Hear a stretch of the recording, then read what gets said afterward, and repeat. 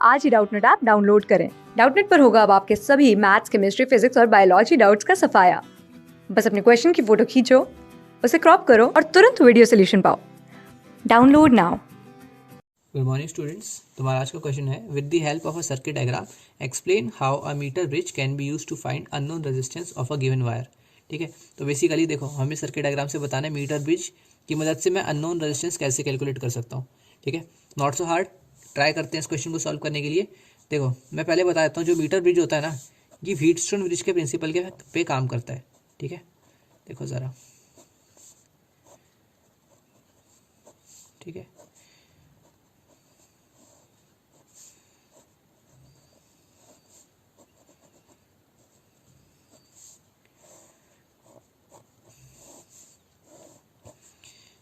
ये होता है व्हीटस्टोन ब्रिज का, बेसिकली व्हीटस्टोन ब्रिज।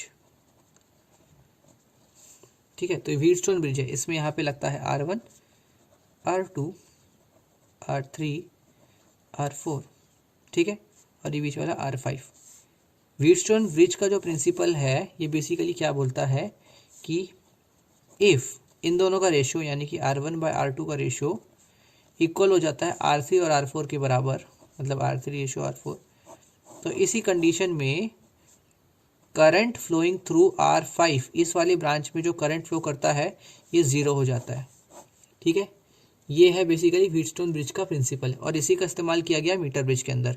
ठीक है, तो देखो इस मीटर ब्रिज में उन्होंने क्या दिमाग लगाया, इसको थोड़ा सा ना पहले एक बार कंस्ट्रक्शन, मैं पूरा नहीं बना रहा, सिर्फ इस कंस्ट्रक्शन की तरफ नज़र डालो।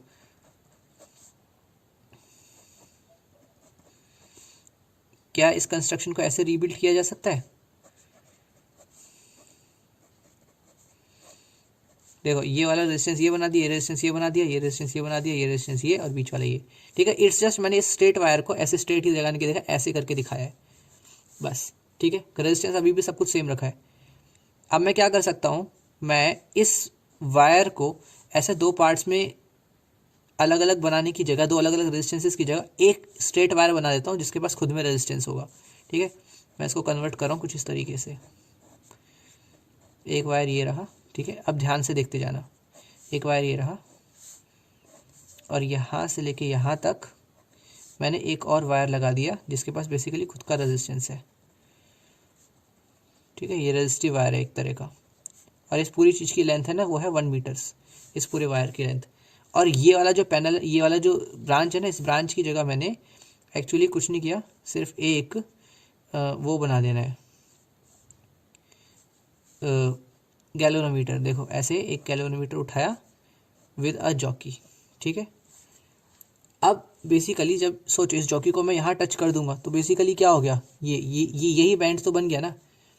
और अगर मैं इसको ऐसे टच करता हूँ तो इतने एरिया का रेजिस्टेंस अलग और इतने एरिया का रेजिस्टेंस अलग हो जाएगा। ये बात तो मानते हो? तो अब होता क्या है, जब जब ये पूरी चीज़ बैलेंस्ड होगी तो उस वक्त इस वाले छोटे से ब्रांच में करंट जाएगा ही नहीं। इसका मतलब अगर मैं इन पूरे सिस्टम को बैलेंस करना चाहता हूँ तो यहाँ मुझे क्या चाहिए, नॉन रेजिस्टेंस ना, मैं मान लेता हूँ ये रेजिस्टेंस एक्स है। ठीक है, तो ये रेजिस्टेंस हो गया R1, ये मैं एक नॉन रेजिस्टेंस लगाऊंगा जो मुझे पता है। ठीक है, फिर मैं क्या करूँगा, इस गैल्वेनोमीटर का जॉकी इसके ऊपर स्लाइड करवाऊंगा। मान लो इसको यहाँ, मैंने इसको यहाँ पे ऐसे टच करवा दिया और इस कंडीशन में यहाँ से सम डिस्टेंस एक्स पे था और अब नल पॉइंट शो कर गया। इसका मतलब इतने वायर का जो रेजिस्टेंस है, इतने वायर का रेजिस्टेंस ये कुछ होगा और इतने वायर का रेजिस्टेंस, अब ये दोनों का रेशो भी इन्हीं के बराबर हो गया होगा ना, क्योंकि यही तो व्हीटस्टोन प्रिंसिपल ने बोला था, व्हीटस्टोन ब्रिज के प्रिंसिपल ने। तो मैं बोल सकता हूँ कि इसका जो भी रेजिस्टेंस है तो और इसका रेजिस्टेंस इसी रेशो में आ गया होगा। बेसिकली मैं क्या बोल रहा हूँ, R1/R2 जो है, सॉरी R1/X जो है, इनका जो रेशो है वही इनका रेशो होगा। मान लेते हैं इस पूरे का रेजिस्टेंस एक R' था। ठीक है, तो ये R' का X वाला पार्ट हो गया एक तरह से, तो ऐसा सोच लो X R1 टोटल जो भी होगा इसका। ठीक है, सम टोटल लिख देता हूँ फिलहाल मैं, अपॉन इस वाले पार्ट को देखो तो ये कितना है, ये बेसिकली 100 - X R' टोटल में फिलहाल यहाँ पे लेंथ ही लिखने ना, तो टोटल लेंथ इसकी हो गई 100। ठीक है, इसकी टोटल लेंथ 100, मैंने सेंटीमीटर्स में लिखा ये बातें। तो बेसिकली ये क्या है, अब देखो ये x/100 यानी कि इस पूरे का कितना परसेंट, कितना फ्रैक्शन ये मेरे पास यहाँ पे आ चुका है, उसको मैंने मल्टीप्लाई कर दिया इस R1, यार R1 क्यों लिख रहा हूँ मैं, R डैश, यहाँ पे R डैश है, ठीक है, जो इस पूरे वायर का रेजिस्टेंस होगा वो R डैश है। तो R डैश का इतना पार्ट यानी कि x बाय पूरा 100 उसके साथ मल्टीप्लाई करके लिख दिया, और बचा हुआ पार्ट यानी कि ये हो गया 100 माइनस एक्स, क्योंकि पूरा 100 का था ना, 100 माइनस एक्स अपॉन 100, तो ये हो गया कितना रेशो, ये है इंटू R डैश, तो ये से ये कट गया, इससे ये कट गया, तो बेसिकली बचता क्या है, R1 by X is equal to X by 100 minus small X, ठीक है, जहाँ पे कैपिटल एक्स हमारे पास अननोन रेजिस्टेंस है। अब खुद देखो ये जो नल पॉइंट है तो हमने खुद ही कैलकुलेट किया, तो ये चीज़ तो नोन है, यहाँ पे डाल दो नोन है, ये हमने नोन रेजिस्टेंस लगाया था, और ये इकलौती अननोन चीज़ थी जो हम लोगों ने फाइंड कर ली। तो आई होप ये क्वेश्चन है सबको समझ में आ गया होगा कि हम फाइंडिंग कर कैसे रहे हैं।